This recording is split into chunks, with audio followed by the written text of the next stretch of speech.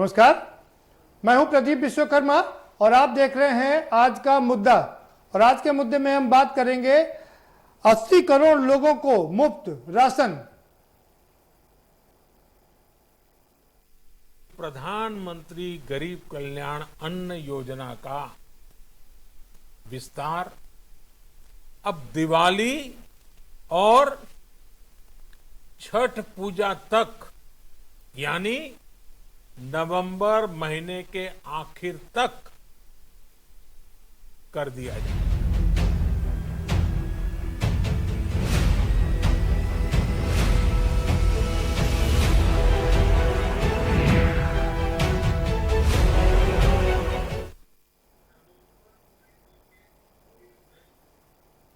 जी हाँ, कोरोना काल में प्रधानमंत्री नरेंद्र मोदी ने छठी बार देश को संबोधित किया, देश के नाम संदेश दिया और छठी बार संबोधित किया तो छठ का नाम भी लिया।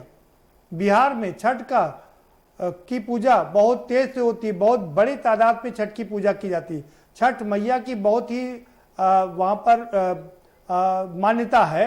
उत्तर प्रदेश में भी है लेकिन बिहार में सबसे ज़्यादा है और हालांकि अब तो पूरे देश में मनाई जाने लगी, लेकिन मेन गणित का बिहार में। खैर, बात करेंगे छठी बार प्रधानमंत्री नरेंद्र मोदी ने देश को संबोधित किया और फिर से एक बार आर्थिक पैकेज का ऐलान किया।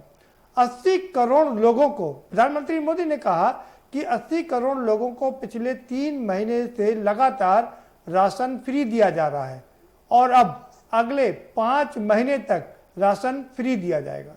यानी कि पिछले 3 महीनों की बात करें तो करीब 60 करोड़ रुपया का खर्च इसमें आया और अब अगले 5 महीने में 90,000 करोड़ का खर्च आएगा।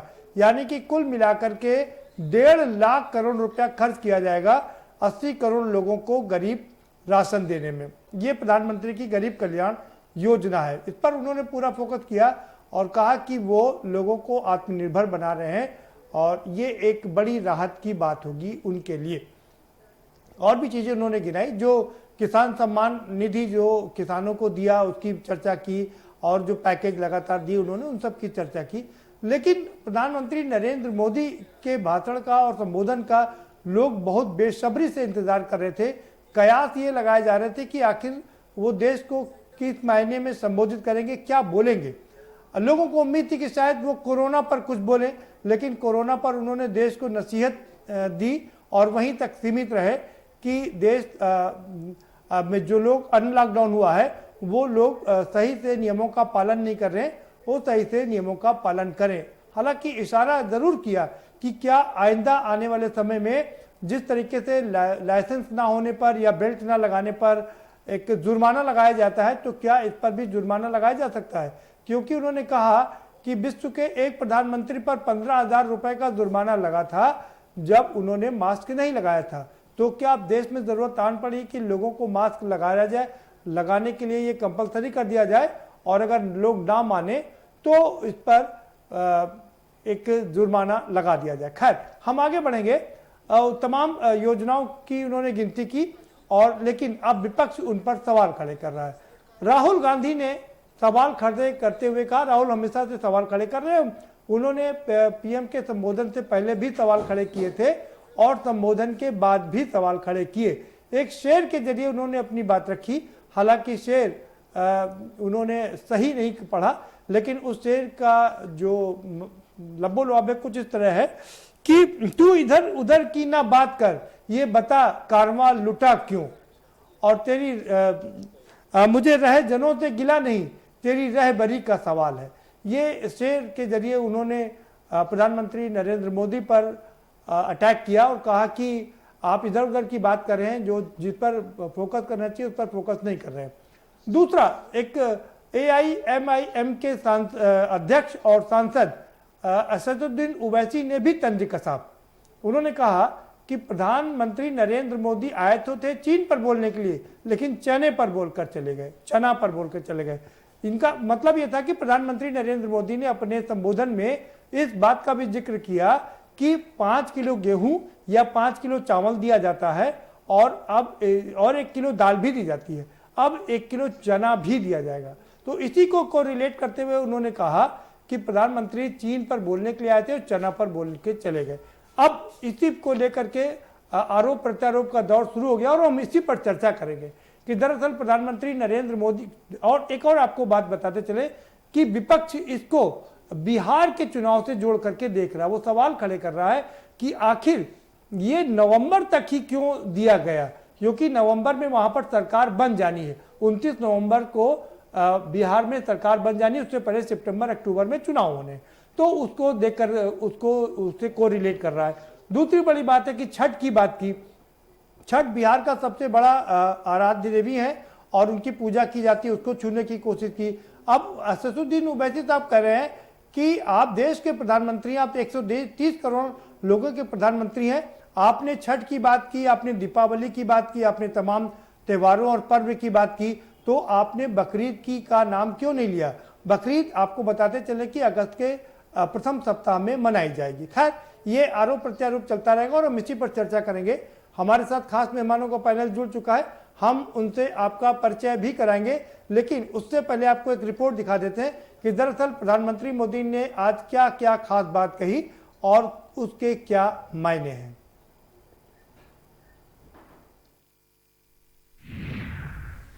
पीएम मोदी का राष्ट्र के नाम संबोधन। छठवीं बार पीएम मोदी ने बधाया धैर्य। संबोधन में पीएम मोदी का खास ऐलान। 80 करोड़ लोगों को मिलता रहेगा मुफ्त राशन। 5 महीने तक मिलता रहेगा मुफ्त राशन।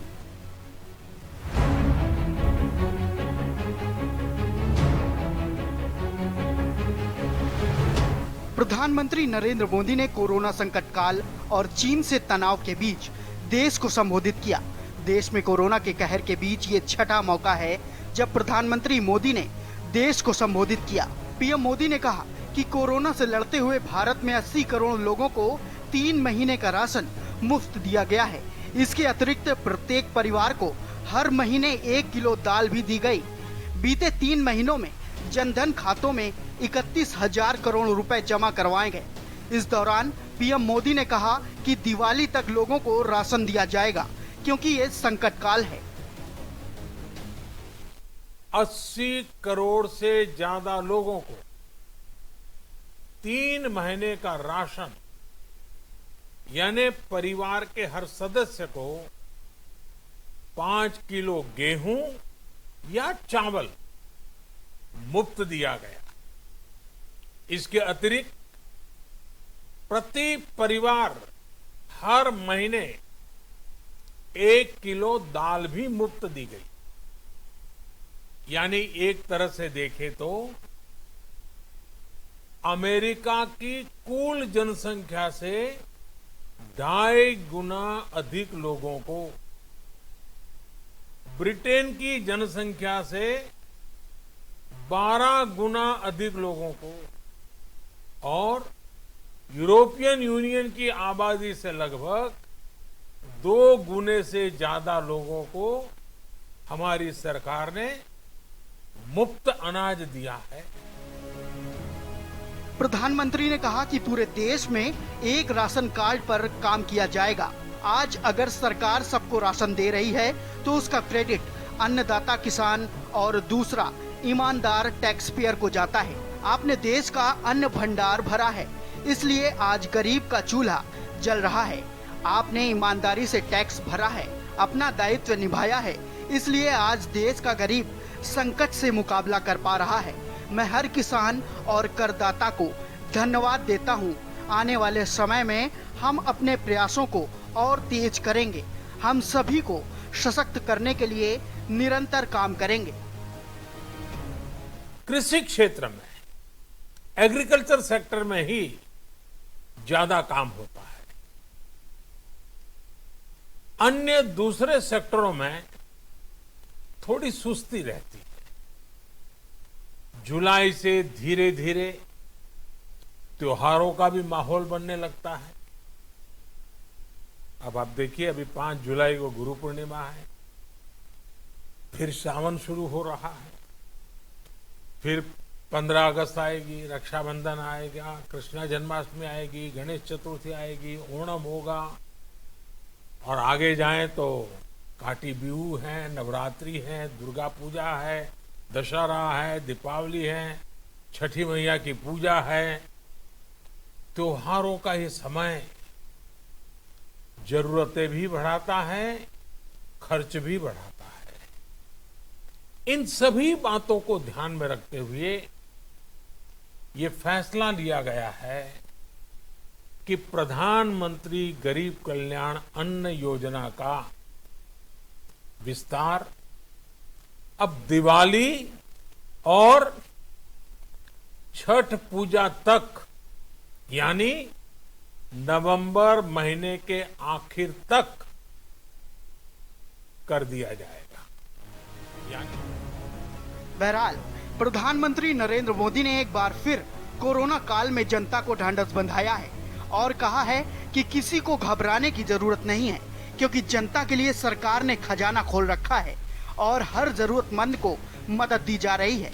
पीएम मोदी ने कहा कि बस नियमों का पालन करें, क्योंकि संकट बहुत बड़ा है और लड़ाई जीतनी बेहद जरूरी है। स्पेशल डेस्क के न्यूज इंडिया।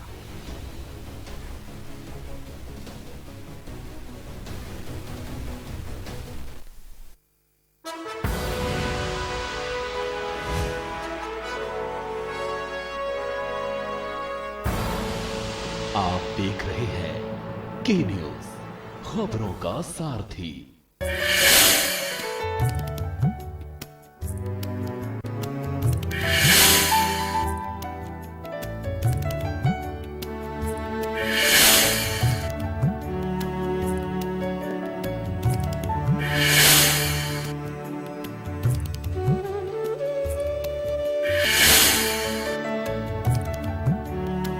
आचार्य लंकेश के साथ सिर्फ के न्यूज इंडिया पर। सावन में बरसेगी महादेव की कृपा, वैदिक उपाय से मिलेगी महादेव की कृपा। सावन में क्या है पूजा का विधान, इस बार के सावन में क्या है खास। आचार्य लंकेश के साथ सिर्फ के न्यूज इंडिया पर।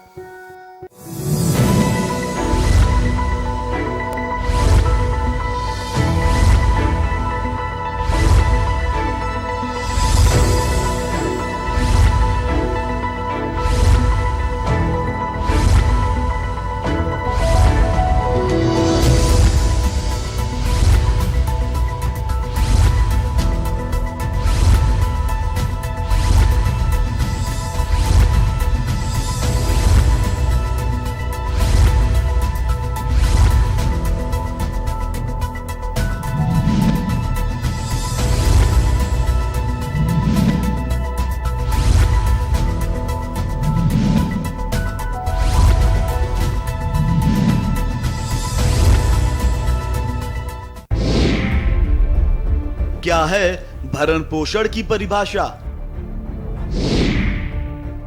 भरण पोषण पर किनका है हक? बेऔलाद किससे पाए अपना हक? भरण पोषण न करने पर क्या है दंड? भरण पोषण की क्या होगी राशि? बुजुर्गों का हक ऐते रख। कीजिए सवाल, जानिए अधिकार। 0512-239-0031 और 0512-239-0032। हमारी खास पेशकश वकील आपका में रविवार दोपहर 3 बजे सिर्फ के न्यूज इंडिया पर। कोरोना संकट काल में के न्यूज इंडिया की देशवासियों से अपील है कि हम जाति धर्म को भूलकर कोरोना को हराने में एक साथ खड़े हों, जरूरतमंदों की मदद करें। कोरोना के खिलाफ जंग में हम अपना योगदान दें। हम सब मिलकर लड़ेंगे और मिलकर जीतेंगे।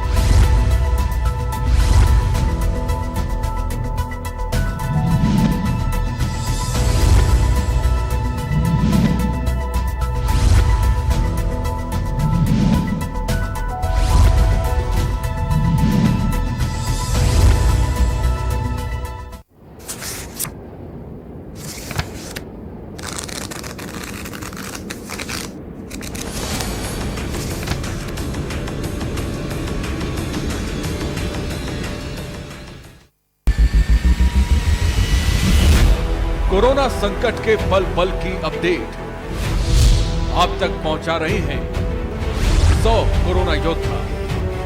भरत सेठी, सारिका गुप्ता, अभिनव माथुर, मधुर मोहन दुबे, सनी कुमार, सोनू खान, दीप गुप्ता, अनिल मीना, वेदेंद्र प्रताप शर्मा, कुलदीप अवस्थी, धर्मेंद्र सिंह चौहान, जिंद्र चौहान, रजनीश त्रिपाठी। सबसे बड़ी महामारी, सबसे बड़ी कवरेज। सावन में बरसेगी महादेव की कृपा, वैदिक उपाय से मिलेगी महादेव की कृपा। सावन में क्या है पूजा का विधान, इस बार के सावन में क्या है खास। आचार्य लंकेश के साथ सिर्फ के न्यूज इंडिया पर। आप देख रहे हैं के न्यूज, खबरों का सारथी।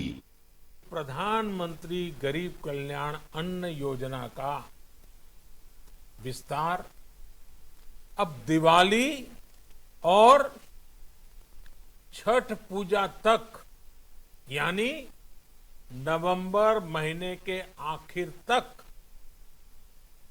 कर दिया जाए।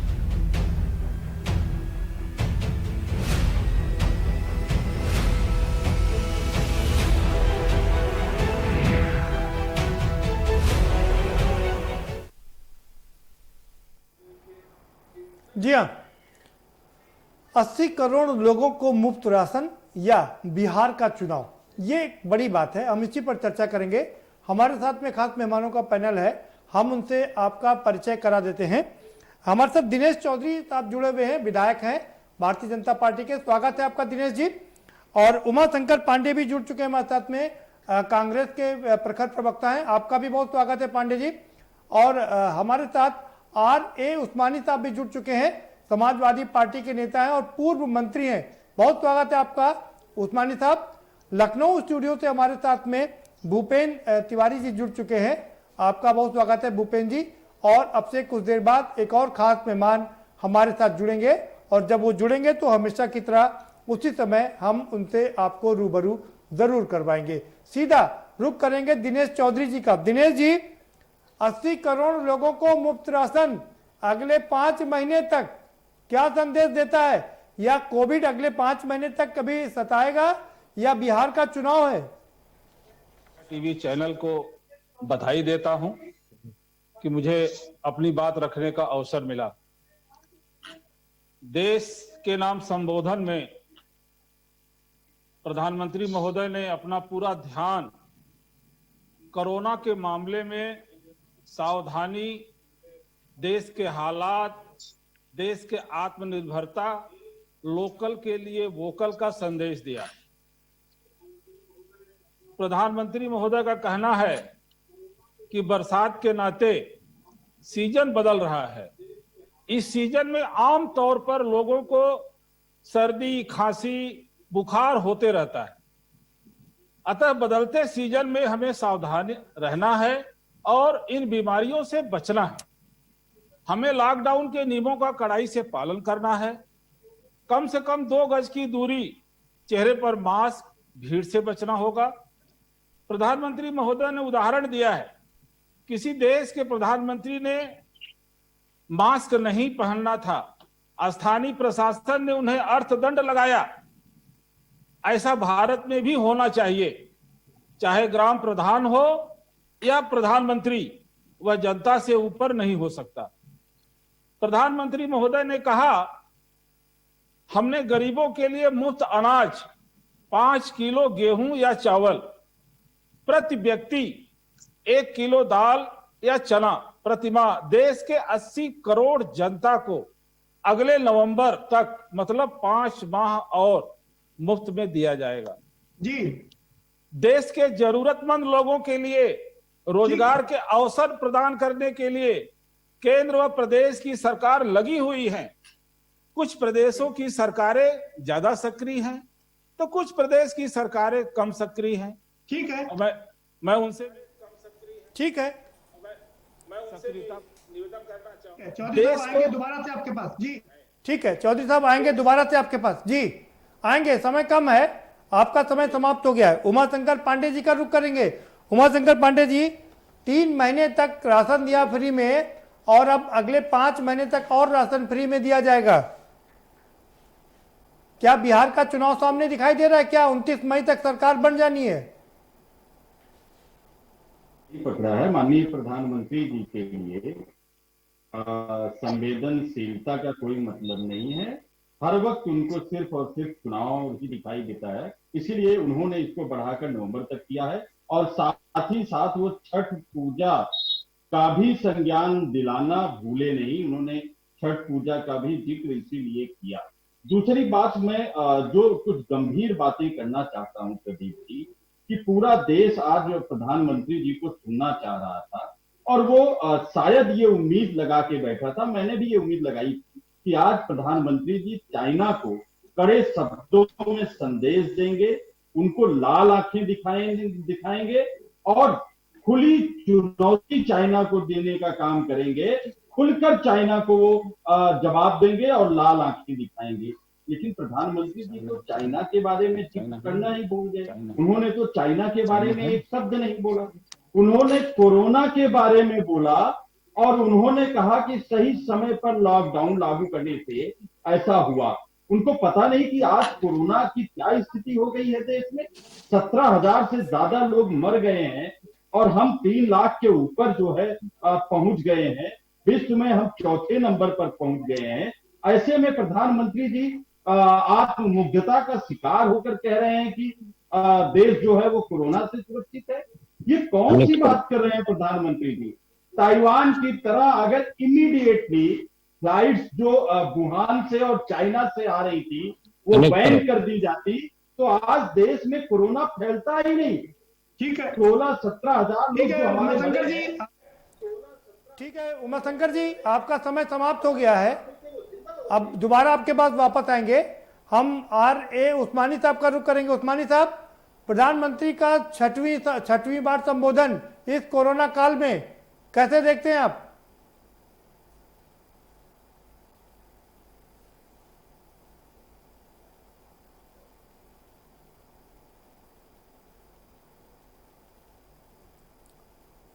उस्मानी साहब, आपको आवाज मिल रही है? प्रधानमंत्री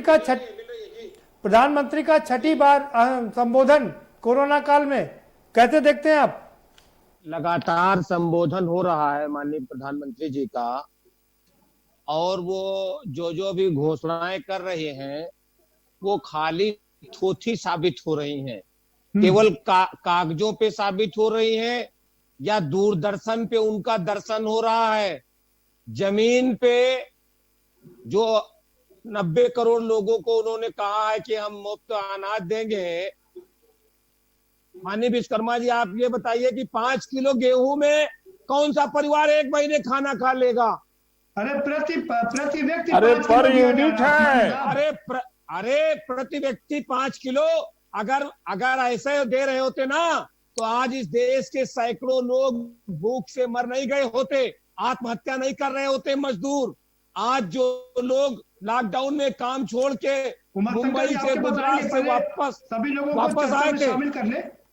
वापस आए थे जो लोग जी वापस आए थे जो लोग हैं।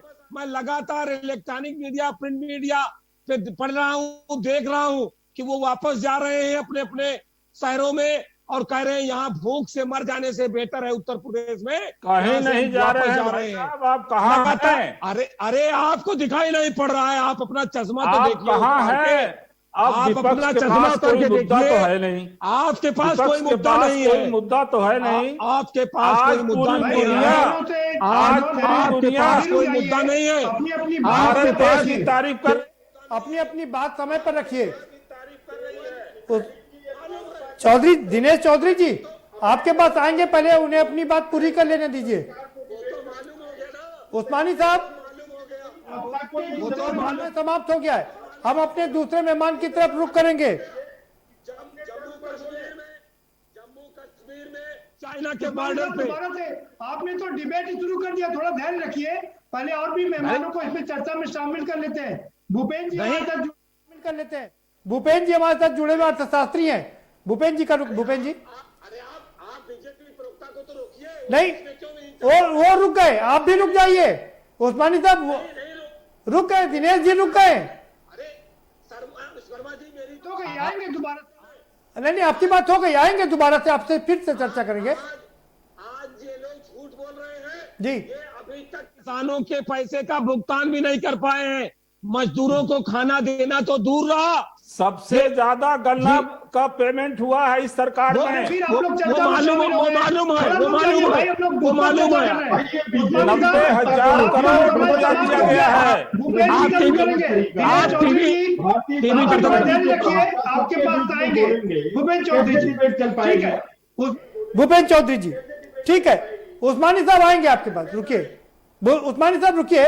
भूपेंद्र जी, 1.5 लाख करोड़ का पैकेज, 60,000 करोड़ रुपए पहले खर्च हो गए हैं और आगे 90,000 करोड़ रुपए खर्च हो गए, कैसे देखते हैं आप इसको? देखिए, जब आज प्रधानमंत्री जी का संबोधन होने की सूचना आई थी कल जी, तो ये सोच रहा था देश की प्रधानमंत्री जी कुछ ठोस कदम उठाने की बात करेंगे, क्योंकि जो लॉकडाउन हुआ था 3 महीने 4 महीने मई जून तक जो लॉकडाउन चला वो जी आप अपनी बात पूरी कर लीजिए जी। वो लॉकडाउन का असर अब धीरे धीरे दिखना शुरू हो गया है जी। जैसे एक क्षेत्र अभी शिक्षा का क्षेत्र है, शिक्षा का क्षेत्र तो पहले दूसरे तीसरे नहीं, हमारे ख्याल से 5वें और 6वें पायदान पर चला गया है कि उस पर कोई डिसीजन हो ही नहीं पा रहा है। और उसका परिणाम ये हो रहा है कि जो सरकारी टीचर हैं, जो सरकार के क्षेत्र सरकारी कर्मचारी हैं, वो तो वेतन अपना पा रहे हैं, लेकिन प्राइवेट सेक्टर उसका परिणाम भुगत रहा है। अब वहां पर छटनी शुरू हो गई है। और मैं आपको बताऊं कि लखनऊ में तो एक व्यक्ति ने, एक शिक्षक ने आत्महत्या भी कर लिया कल रात में। नहीं, आपको क्या लगता है कि मेरा ये कहना है अब उसका परिणाम धीरे धीरे दिखने लगा है। तो अब सरकार को एक, हमने सोचा था कि एक किसी ठोस पॉलिसी को लेकर के सरकार चर्चा करेगी कि रोजगार का दिशा क्या होगा, लॉकडाउन की दिशा क्या होगी, कौन से क्षेत्र खोले जाएंगे, और उन क्षेत्रों को खोलने, जैसे एविएशन है अभी उस पर उसकी मार अब जो पड़ रही है, कर्मचारियों के दूरगामी रोजगार पर पड़ रहा है जी। जो होटल इंडस्ट्री है, जो छोटे छोटे जो होटल वाले हैं उनके परिवार के ऊपर जो असर पड़ रहा है। देखिए, जो ये सरकार 5 किलो गेहूं या 5 किलो चावल दे रही है, ये फौरी राहत जो जरूरत थी वो दे चुकी है। अब सरकार इसके पहले ही पीडीएस सिस्टम में, पब्लिक डिस्ट्रीब्यूशन सिस्टम में 2 रुपया किलो और 3 रुपया किलो अनाज पहले से ही मुहैया करा रही थी। जिन लोगों को राशन कार्ड था उसका, तो ये फ्री में 5 किलो राशन दे करके रोजगार का विकल्प नहीं प्रस्तुत किया जा सकता। मतलब आपको चाहिए, आप लगता था कि इसमें रोजगार की बात होती है, इसमें रोजगार और ठोस कोई किसी ठोस कदम की बात होती। ठीक है, आएंगे, वक्त एक ब्रेक का चला है और ब्रेक के पार आएंगे तो चर्चा के सिलसिले को बढ़ाएंगे, क्योंकि भूपेंद्र जी कह रहे हैं कि हम किसी ठोस योजना की बात सुनना चाह रहे थे कि प्रधानमंत्री जी किसी ठोस योजना के साथ आते और हमें बताते कि आगे हमें क्या करना और कैसे करना है, क्योंकि देश भयानक बेरोजगारी की तरफ बढ़ रहा है। हालांकि सरकार कह रही कि हम करोड़ों लोगों को रोजगार दे रहे हैं, 1.25 करोड़ रोजगार तो उत्तर प्रदेश में ही दे दिए गए। शायद भूपेंद्र जी को दिखाई नहीं दे रहा होगा, सुना नहीं होगा उस खबर को। खैर, हम चर्चा को जारी रखेंगे, लेकिन एक छोटे से ब्रेक के बाद। प्रधानमंत्री गरीब कल्याण अन्न योजना का विस्तार अब दिवाली और छठ पूजा तक, यानी नवंबर महीने के आखिर तक कर दिया जाए।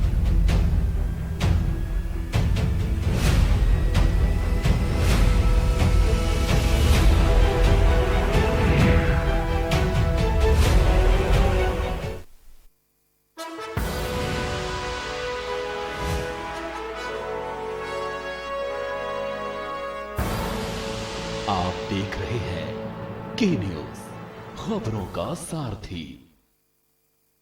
You know it's only a drill, and yet you train like it is the real thing.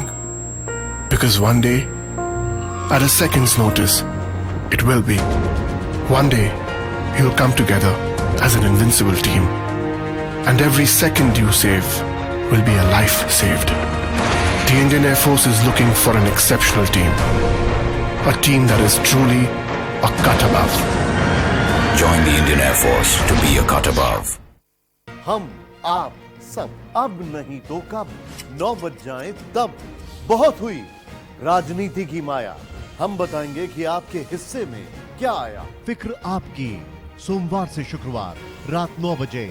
TV9 Bharatvarsh, अब तो सब देख रहे हैं।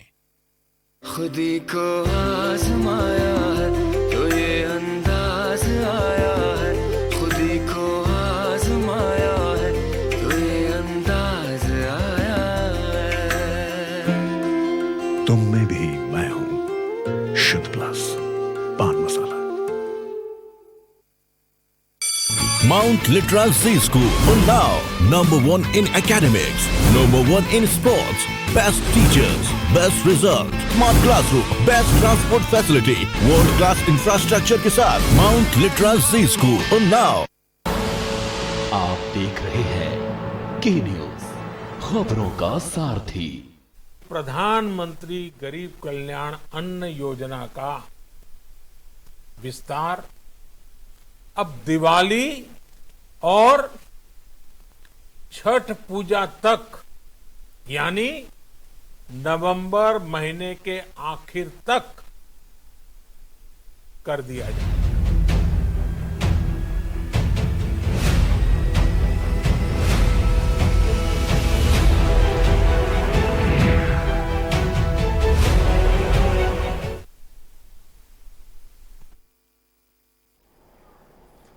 ब्रेक के बाद आपका स्वागत है और हमारे साथ एक और खास मेहमान जुड़े हुए हैं। हम उनसे आपका परिचय करा देते हैं और सीधा उन्हीं का रुख करेंगे। एनके सिंह साहब हमारे साथ जुड़ गए हैं, पूर्व संयुक्त आयुक्त हैं, कानपुर स्टूडियो से हमारे साथ जुड़े हुए। स्वागत है आपका एनके सिंह साहब। और आपसे ये समझने की कोशिश करेंगे, जानना चाहेंगे कि आपने सुबह से क्या तैयारी की थी। प्रधानमंत्री जी का आज संबोधन है, आज वो क्या क्या बोलेंगे, क्या वो खरे उतरे आपकी उम्मीदों पर? ऐसा है, प्रधानमंत्री जी भाषण बहुत अच्छा देते हैं, ये सब जानते हैं, और लुभाने में बहुत एक्सपर्ट हैं। और ऐसा ही उदाहरण आज भी उन्होंने उदाहरण प्रस्तुत किया, लेकिन जहाँ तक मैं समझता हूँ वो कम से कम हमारी उम्मीदों पर खरे नहीं उतरे। और जो उन्होंने संबोधन में कहा है उसमें कोई ऐसी बात नहीं कही है जिससे कोई विशेष राहत मिलती हो। मैं इसमें ये भूपेंद्र जी से ताल्लुक़ रखता हूँ। भूपेंद्र जी ने जो कहा है बहुत सही कहा है, और इस समय देश जिन चीज़ों से गुजर रहा है उनके ऊपर शायद प्रधानमंत्री जी का फोकस ही नहीं रहा है। देश के सामने इस समय सबसे बड़ी समस्या है देश की सुरक्षा, दूसरी है कोविड-19 महामारी, तीसरी है हमारी अर्थव्यवस्था। शायद तीनों के ऊपर प्रधानमंत्री जी ने बहुत ज़्यादा जोर नहीं दिया है। और मैं व्यक्तिगत तौर पर कह रहा हूँ, मैं उनकी आलोचना नहीं कर रहा हूँ, लेकिन मुझे ऐसा प्रतीत होता है कि ये जो संबोधन है ज़्यादा ध्यान में रखकर बिहार के इलेक्शन पर किया गया है, क्योंकि जो उन्होंने बोला है उसमें नवंबर माह बोलना तक सीमित रहना ज़्यादा अच्छा होता। उन्होंने नवंबर के साथ साथ दीपावली और छठ का भी नाम लिया, तो छठ का नाम लेने की आवश्यकता नहीं थी, क्योंकि छठ बिहार में मनाई जाती है। चलिए, ये तो एक मुद्दा हो गया। इसके अलावा गरीब कल्याण योजना जो 5 करोड़ देने की बात है वो नवंबर तक बढ़ाई गई है, कोई महत्वपूर्ण चीज़ नहीं है। वोकल से लोकल बनाने की बात, ये लॉन्ग टर्म की बात है, आज इसमें कोई बहुत महत्वपूर्ण कार्य नहीं हो सकता। अनलॉक 2 में हम लोग जा रहे हैं, और जहाँ तक चाइना से हमें टक्कर लेने की बात है, तो चाइना से टक्कर लेना बहुत ज़रूरी है, और हमें उसको ये दिखाना पड़ेगा कि हम कितने महत्वपूर्ण हैं, आपके लिए महत्वपूर्ण हैं, और हम किस तरह से आपको जवाब दे सकते हैं। उसके बारे में प्रधानमंत्री जी ने कोई बहुत कुछ नहीं कहा है। जहाँ तक आत्मनिर्भर होने की बात है, आत्मनिर्भर तो सबको होना ही चाहिए, और इस बात को हमें आज नहीं, डे 1 से सोचना चाहिए कि हमें आत्मनिर्भर कैसे होना है। इसके अलावा उन्होंने जनधन की बात की है, जनधन पहले से चल रहा है, कोई खास बात नहीं है। तो इस तरह से जो भी उन्होंने कहा है वो ठीक है, बहुत संबोधन है, देश को संबोधित किया है। लेकिन जहाँ तक मैं समझता हूँ बेरोजगारी की बात, इस समय जैसे अभी कहा गया 1.25 करोड़ लोग उत्तर प्रदेश में ही रोजगार में लगाए गए हैं। अगर आप उनका एनालिसिस कर लें तो मुझे ही लगता है 10,000 भी होंगे। जो 1.25 करोड़ लोग रोजगार में दिखाए जा रहे हैं वो मनरेगा के लोग भी हैं। मनरेगा के लोगों को क्या रोजगार माना जा सकता है? जो एमएसएमई में या इंडस्ट्रीज में या प्रोडक्शन में या सर्विसेज में जो लोग लगाए जा रहे हैं उनकी स्थिति क्या है? सिंह साहब, आप बने रहिए हमारे साथ। जी, आप बने रहिए हमारे साथ, हम आएंगे आपके पास में। हम दिनेश चौधरी जी का रुख करेंगे। दिनेश चौधरी जी, कई सवाल खड़े किए ने, सिंह साहब ने भी, भूपेंद्र जी ने कई सवाल खड़े किए कि क्या ये बिहार के चुनाव को देखते हुए ही नवंबर का नाम लिया गया और छठ मैया का नाम लिया गया, क्योंकि प्रधानमंत्री सांकेतिक भाषा में बात करते हैं। वो कहते हैं कि कपड़ों से पहचान लीजिए कौन आंदोलन कर रहा है। जी, इनके पास कुछ बात करने के लिए रही नहीं गया। अभी हमारे एक भाई साहब ने कहा कि गन्ना किसान भुगतान के लिए रो रहे हैं। मैं उनसे बताना चाहता हूं कि उत्तर प्रदेश भाजपा की सरकार आने से पहले किसानों का कई वर्षों का बकाया पड़ा हुआ था। आपके किसान बहुत हताश थका हुआ था, जिसका पूरा असर गन्ने की खेती और चीनी पर पड़ रहा था। प्रदेश में भाजपा की सरकार बनते ही 90,000 करोड़ रुपया 3 वर्षों में रिकॉर्ड भुगतान किया गया। कोई भुगतान नहीं हुआ है, किसानों को उत्साहित किया गया। क्या तरीका है डिबेट का भाई? जिसको देखो बोलने लगता है कि क्या तरीका है डिबेट का? कोई संस्कार ही नहीं, कोई चरित्र ही नहीं। जैसे समय पर बोलिए उस्मानी साहब। उस्मानी साहब, जब हम आपसे सवाल करेंगे तभी आप बोलिएगा, ठीक है? दूसरे लोगों को डिस्टर्ब हो रहा है।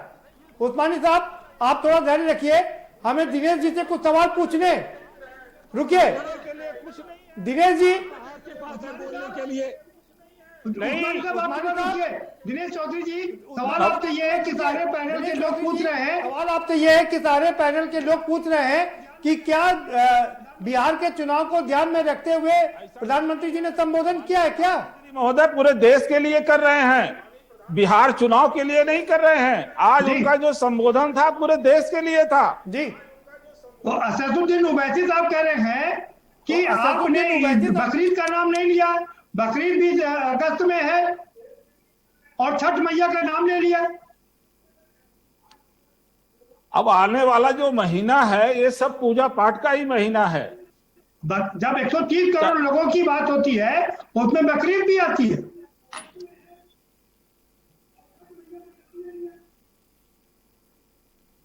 अब बकरीद भी मनाया जाएगा। बकरीद भी सब लोग मनाते हैं, हमारे हिंदू लोग, हम लोग स्वयं जाके मनाते हैं, बधाई देते हैं, ईद पे जाते हैं, बकरीद पे जाते हैं।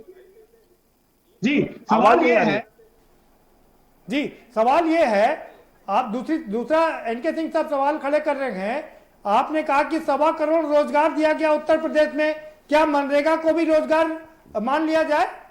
आज जितने प्रवासी मजदूर आए हुए हैं जी, आज उनके लिए हमारी केंद्र सरकार, प्रदेश सरकार रोजगार की व्यवस्था की है और पूरी ईमानदारी से काम हो रहा है। नहीं, रोजगार के लिए पहले ये बता दीजिए कि क्या अब मनरेगा में जो रोजगार मिलेगा उसको रोजगार में लिया जाएगा? क्या अब रोजगार के मायने बदल गए? नहीं, रोजगार के लिए तो हमारी सरकार, केंद्र सरकार और प्रदेश सरकार दोनों लगातार प्रयास कर रही है। नहीं, आप, लेकिन आपने कहा प्रधानमंत्री जी का 1.25 करोड़ लोगों को रोजगार दिया, तो भूपेंद्र जी अर्थशास्त्री है, एनके सिंह साहब भी है, वो सवाल भूपेंद्र जी आपसे कुछ सवाल पूछना चाह रहे हैं। जी, भूपेंद्र जी आपसे कुछ सवाल पूछना चाह रहे हैं। जी, सिर्फ एक चीज कह रहे हैं, सरकार रोजगार उपलब्ध ना कराए। बिल्कुल विनम्र निवेदन है, रोजगार उपलब्ध ना कराइए, क्योंकि रोजगार इस समय उपलब्ध कराने का मतलब है मनरेगा में मजदूरी देने के अलावा और सरकार के पास कोई दूसरा विकल्प नहीं है। आप उसी नीचे हेडलाइन में पढ़िए, नीचे लिख के आ रहा है, आपके सामने जो टीवी चल रही है उसी हेडलाइन चल रही है। डीपीएस इंदिरापुरम ने 30 लोगों को नौकरी से निकाल दिया, 1 जुलाई से वो नौकरी से बाहर हैं। 200 लोगों को आज नोटिस मिला।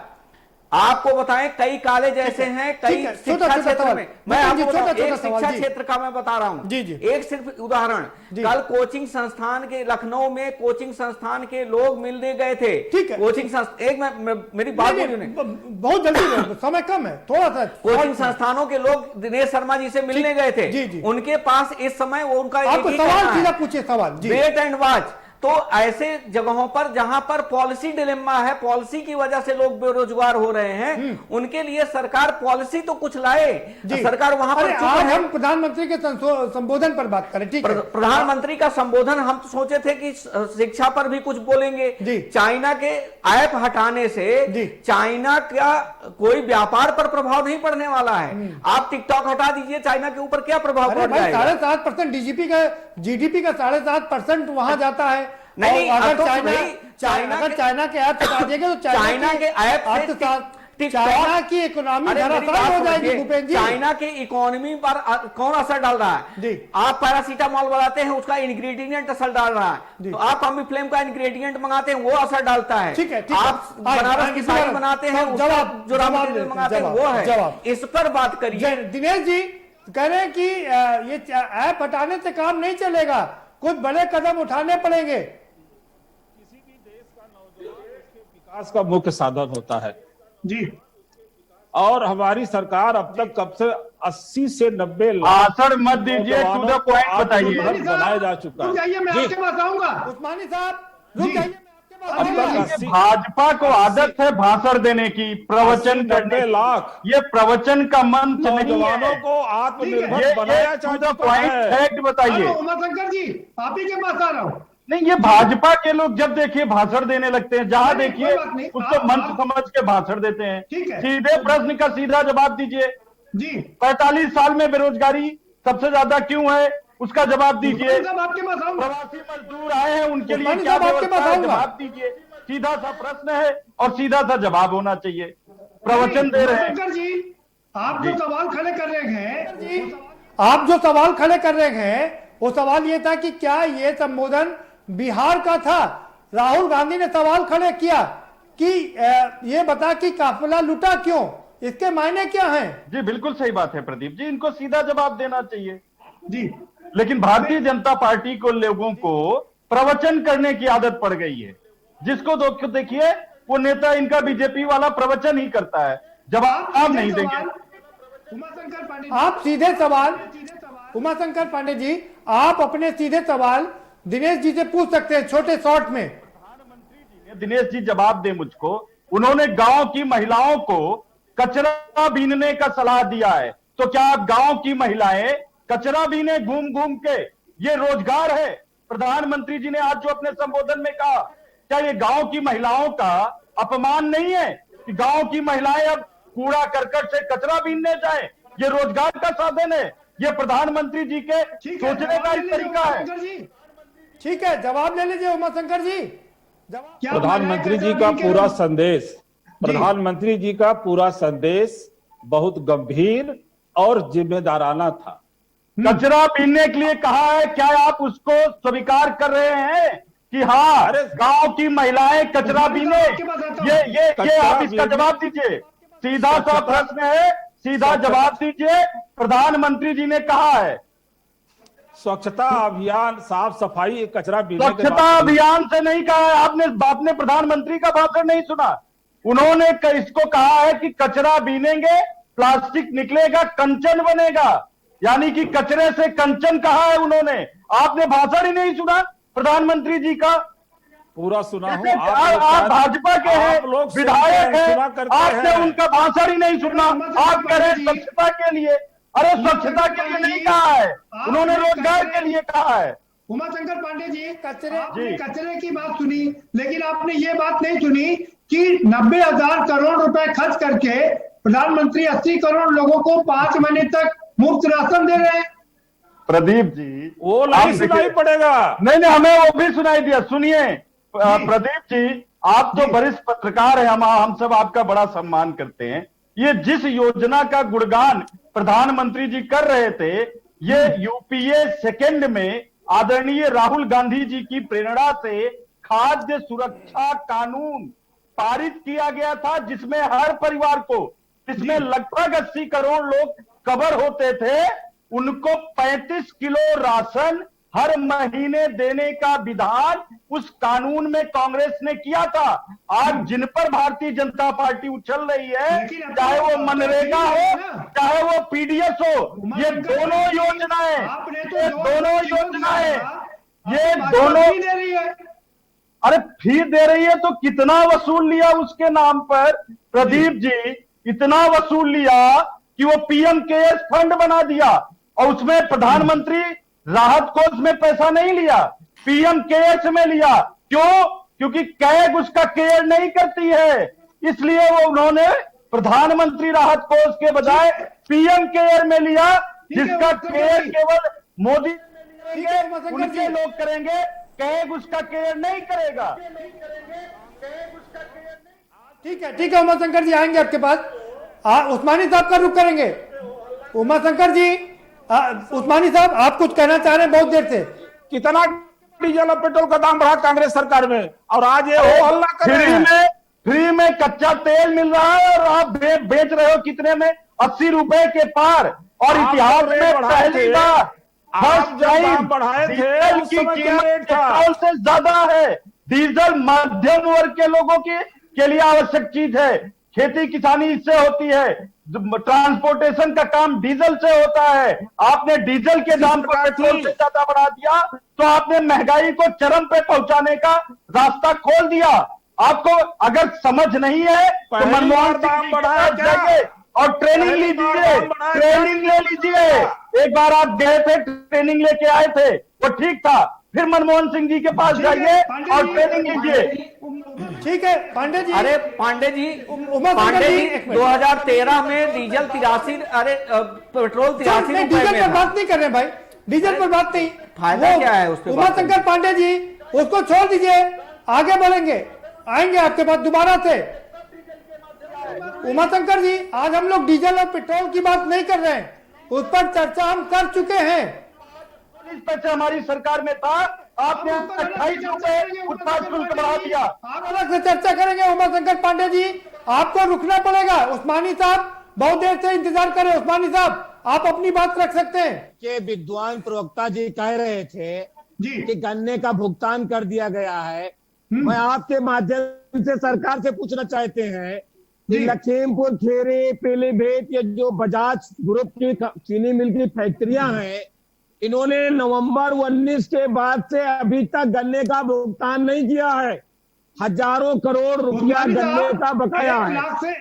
उस्मानी साहब 1 लाख करोड़ से ज्यादा का भुगतान किया है सरकार ने, 1,05,000 करोड़ का, और उनका दावा है कि इतना भुगतान तो आपने 5 साल में नहीं किया। जब इनकी सरकार आपको ऐसी जानकारी नहीं है, भुगतान नहीं हुआ है। 90 दिन का वादा आपने किया था कि हर 90 दिन में आप भुगतान करेंगे, फिर भी आपने बजट में कहा है कि 6,000 करोड़ से ज्यादा का बकाया है। ये आपने बजट भाषण में कहा है। आप विधायक हो गए, आपको आपने कुछ कहा ही नहीं। 1 लाख करोड़ से ज्यादा का भुगतान किया गया है। सरकार का दावा है कि इतना भुगतान आपकी पिछली सरकार ने 5 साल तक नहीं किया था।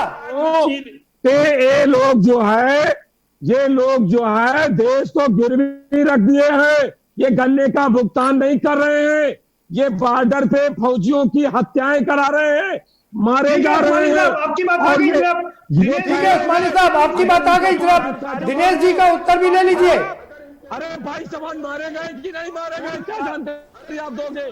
क्या जानकारी दोगे आप बताओ ना। 43 जवान चाइना के मारे गए। वो अरे हवा में बताइए, धोखेबाज है, धोखे से हो रहा है हमारे जवानों को। ये तो हमारे नेता मुलायम सिंह यादव जी लगातार बता रहे थे कि चाइना धोखेबाज है, तब तो आप गलबैया कर रहे थे उससे, कह रहे थे चाइना से मेरा दोस्त आया उसको सलाम करो। एनके सिंह साहब पर रुक करेंगे। मालूम है सब सरकार है, तभी सब आत्महत्या कर रहे हैं, लोग भूख से मर रहे हैं, लोग भूख से मर रहे हैं, लोग भूख से मर रहे हैं। उमाशंकर जी आपके पास भी जी। और पलायन कर रहे हैं, आप लोग नहीं उठा रहे हो। आपके पास कौन सा मुद्दा है? आपके पास कौन सा मुद्दा है? आपके पास कौन सा? पर रुक करेंगे। उस्मानी साहब आपको रुकना पड़ेगा भाई। एनके सिंह साहब इतना तवज्जो देना चाहिए जी। हम यहाँ गन्ना भुगतान पर या पेट्रोल पर चर्चा करने नहीं बैठे हैं। उस्मानी साहब मैं 2 चीज कहना चाहूंगा। उस्मानी साहब सवाल सुनिए भाई। मैं जी, 2 सिंह साहब आप अपनी बात रख सकते हैं। मैं 2 चीज कहना चाहूंगा एक तो जितनी बातें गन्ना भुगतान के ऊपर हो रही हैं वो नहीं होनी चाहिए, इसलिए कि गन्ना भुगतान किसानों का हक है और उनको देना कोई एहसान नहीं है। उनको दिया है तो ठीक है, अच्छा किया है, लेकिन वो एहसान की बात नहीं जो इतनी हाईलाइट किया आता है कि हमने गन्ना भुगतान कर दिया। दूसरी चीज, जहां तक पेट्रोल की कीमत का सवाल है, हम कांग्रेस या बीजेपी की बात ना करें। पेट्रोल की कीमतें दुनिया में कम हुई हैं। ऑस्ट्रेलिया में 30 रुपए लीटर पेट्रोल मिल रहा है। आपके पास आऊंगा, मैं रूपी वैल्यू में बात कर रहा हूँ। कनाडा में 50 रुपए लीटर पेट्रोल मिल रहा है, हिंदुस्तान में 80 रुपए क्यों मिल रहा है? और इसके अलावा एक बड़ी दुर्भाग्यपूर्ण बात है, आज ही धर्मेंद्र प्रधान जी ने कहा है, माननीय मंत्री जी हैं, उन्होंने कहा है कि हम पैसा इकट्ठा करके ये सुविधा दे रहे हैं। ये सुविधा देना नहीं, इस समय हमारे पास समस्या है, हम लोग कोविड से लड़ रहे हैं। उस पर यह कहना बहुत शर्मनाक है कि हम पैसा इकट्ठा करके उससे जो है हम लोगों को सुविधा प्रदान कर रहे हैं। टैक्स पेयर हैं, इतना सारा फंड आया है, तो इसको नहीं कहना चाहिए। समय कम है, मेरी बात पूरी हो जाने दीजिए, पूरी हो जाने दीजिए। मैं ये कह रहा हूँ कि इसको पेट्रोल के दाम कम करने चाहिए, क्योंकि इसका कैस्केडिंग इफेक्ट पड़ता है, हर चीज के ऊपर पड़ता है। तो इसको बहुत गहन तरीके से सोचने की बात है, तब पेट्रोल कीमत डिसाइड होनी चाहिए। जी बाकी जो चीजें हैं, प्रधानमंत्री जी ये कहते हुए उन्होंने जो किया वो उनको याद था। जब लॉकडाउन की बात हो गई थी, 144 लागू हो गया था, तब उन्होंने नमस्ते ट्रंप का आयोजन करके अहमदाबाद में नहीं, मैं बता रहा हूं, उनके ऊपर जुर्माना कौन करेगा? इनके स्वास्थ्य मंत्री उत्तर प्रदेश के जयप्रताप, अरे उस समय तक इतनी गंभीर बीमारी 144 लगा था, 144 लगा था। मैं कह रहा हूं 144 लगा था। प्रदीप जी 144 उस समय लग चुका था। उस समय जयप्रताप सिंह जी ने पार्टी की थी, उस समय नमस्ते ट्रंप का आयोजन किया गया था। उस समय जो है इनके एसपी और भाजपा के लोगों ने थाली ताली का आयोजन किया था। थाली ताली का आयोजन लॉकडाउन के दौरान किया था। किसके ऊपर जुर्माना लगाया भारतीय जनता पार्टी ने? ये बताए। 144 का उल्लंघन और थाली ताली जो लॉकडाउन के दौरान था, किसके ऊपर जुर्माना लगाया इन्होंने? ठीक है, ठीक, उस समय तक जुर्माने की बात नहीं थी। अरे वो अभी प्रधानमंत्री जी संकेत दे रहे हैं कि अगर आप लोग बात नहीं मानेंगे तो जुर्माना भी लगाना पड़ सकता है। भूपेंद्र जी आपकी बात जल्दी से। देखिए, हम ये सोच रहे थे कि प्रधानमंत्री जी से मैं उम्मीद भी समय समाप्त हो गया जी। प्रधानमंत्री जी से मेरी ये उम्मीद भी है कि वो चाइना से अगर इमोशनल बात ना करके केवल टिकटॉक और इन सब फालतू यूसी ब्राउजर जैसे ऐप को हटाने की बात ना करके आयात प्रतिस्थापन की बात करें, तो इससे एक तो युवाओं में रोजगार बढ़ेगा, युवाओं को रोजगार के अवसर मिलेंगे, उद्योग धंधों का विकास होगा और स्थानीय उद्योगों को उसमें रोजगार मिलेगा। और हमारा देशवासियों से भी ये अपील है कि वो चाइनीज प्रोडक्ट का इस्तेमाल कम से कम करें और चाइनीज उत्पाद की जगह पर वो स्थानीय उत्पादों को लोकल के लिए वोकल बनना है। वोकल बने तो दिनेश चौधरी जी, कई सवाल हैं। सब पैनल में जो लोग बैठे वो कह रहे हैं थोड़ा और अच्छी योजनाओं के साथ में प्रधानमंत्री को सामने आना पड़ेगा।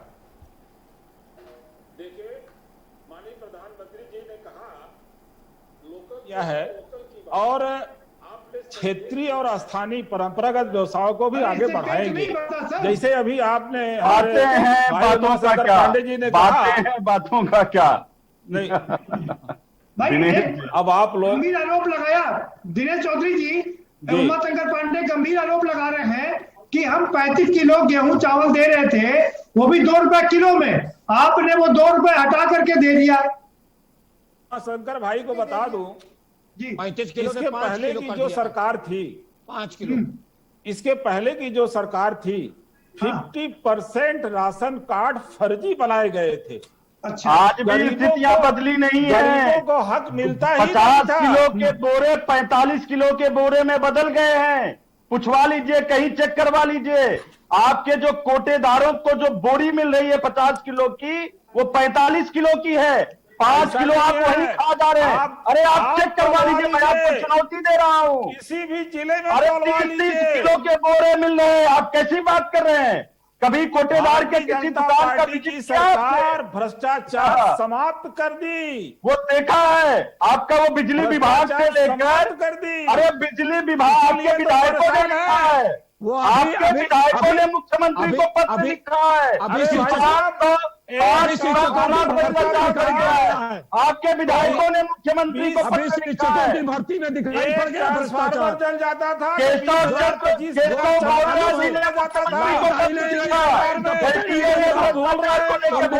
बिजली पावर हाउस लगाए हैं, कितने बिजली के पावर हाउस लगाए हैं?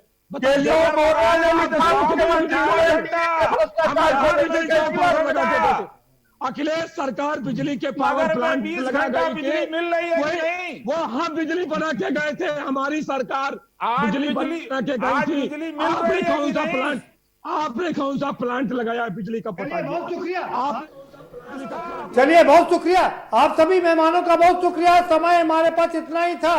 दिनेश चौधरी जी आपका शुक्रिया हमारे साथ इस चर्चा में भाग लेने के लिए। भूपेंद्र जी आपका शुक्रिया। उस्मानी साहब आपका भी बहुत शुक्रिया। उमाशंकर पांडे जी बहुत शुक्रिया, बहुत धन्यवाद जुड़ने के लिए। सिंह साहब आपका भी बहुत शुक्रिया कानपुर स्टूडियो से जुड़ने के लिए। तो कुल मिलाकर के प्रधानमंत्री नरेंद्र मोदी का जो आज भाषण था वो 6वां भाषण था और उन्होंने कोशिश की कि कैसे देश को एकजुट रखा जाए। देश के जो गरीब गुरगा है 80 करोड़ लोग हैं उनको अगले नवंबर तक फ्री राशन दिया जाए, क्योंकि शायद ये भी हो सकता है क्योंकि जिस तरह से WHO चेतावनी दे रहा है कि अभी 2 लहर आना बाकी है, एक जुलाई में हो सकती है और एक नवंबर में हो, तो शायद प्रधानमंत्री इसी बात को लेकर के गरीब लोगों को राशन देने की बात कर रहे हैं। लेकिन विपक्ष कह रहा है कि नवंबर में चुनाव है, नवंबर से पहले चुनाव होना है, तो प्रधानमंत्री जी उसको ध्यान में रख करके सारा कुछ कर रहे हैं। अब क्या है ये तो राजनीतिक पार्टियां ही जाने और हम जनता पर ही सब चीज को छोड़ देते हैं। फिलहाल इस कार्यक्रम में इतना ही। आप हमें दीजिए इजाजत और बाकी खबरों के लिए देखते रहिए के न्यूज इंडिया।